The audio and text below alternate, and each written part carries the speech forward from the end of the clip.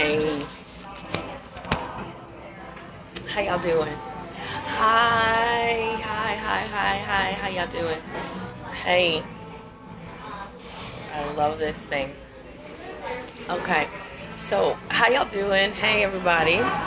Hey, Hef, you be careful on that road now. I know you. Let me take these glasses off so I can see. Yes.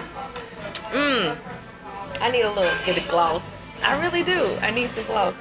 But listen, hey everybody, hey. So, okay, I'm going to talk to you about servicing the elderly population. And what I mean by servicing them, I'm talking about sexual activity with the elderly. So make sure you swipe left or swipe up and share this, because you're going to want some folks to listen to this. Because if you've got elderly people in your life, you're going to want them to hear this. You're going to want to hear people that can really service the elderly community. Hey Yankee, make sure you share with your folks. I'm going to be talking about servicing the elderly, making sure that they get their sexual needs satisfied. But I'm going to put on a little gloss, so. Yes. So think about it. It can really be sponsored by AARP, if you think about it for a second. Okay, so here's the thing. I live in a community where there are a lot of elderly people. I'm talking about single elderly men who are still visceral and who still can achieve erection, and they're in sexual need, right? So I'm walking to the corner store by my house, really great little farmer's market, and this old guy approaches me. He has to be about 67 years old. He has to be at least 67 years old. But he doesn't necessarily look 67, but he looks like he's in his 60s. He had a cane, but he still was a fine man, had a good, you get my point, right? So he's hitting me up and he's chumming me up. And he was like, I could really use a friend. And I'm thinking, oh my God, this elderly man is hitting on me. What should I do, right? I don't panic. I understand that we all need love. Listen, sir, I can't really do anything for you, blah, blah, blah. Months and months go by. We see each other casually in the store. So one day he comes up to me. He says, I really need a friend. And no, if I pink hep him, he would die and have a heart attack. No, we don't want that. But so casually he comes up to me. He goes, I really need a friend. I just need somebody to, be there for me. And in his eyes, you could see he was just needing somebody just to hold him and touch him and to rub his penis. He just needed somebody to love on him. And I was like, oh, wow, there should be a service for this. Can you imagine people who are on AARP, right? You call your AARP representative and you go, I need love comfort. I need cuddle comfort. I need something. And you go through their recommended agencies. They send you over a girl. She gets butt naked in the bed with you. She cuddles with you. She rubs your penis. She hits you off. Whatever. Your sugar's regulated. Your blood pressure's lowered.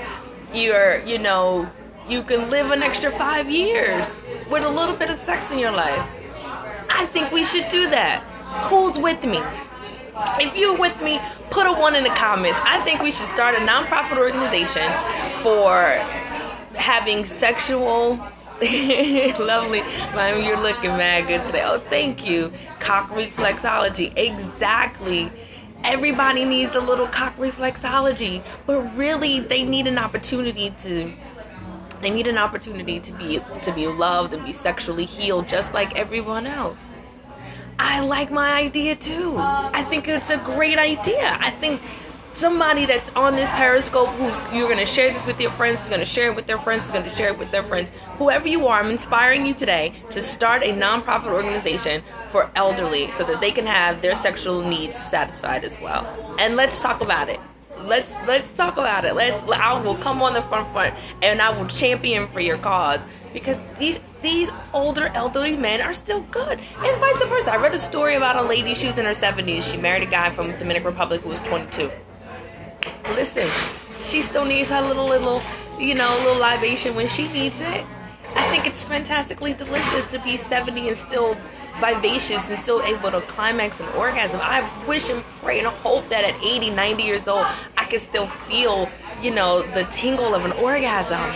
Yes. Why do people feel like, hey, Melissa, why do people feel like because you're over the age of 70 that you've somehow died inside? No, no, no.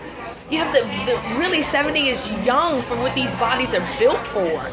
Your body is built to go 150 years. We don't do it in these times because we live in different conditions, so our bodies doesn't last that long. But really, our bodies are meant to be long lasting and long withstanding. That's why we chose to come into this form. You understand what I'm saying?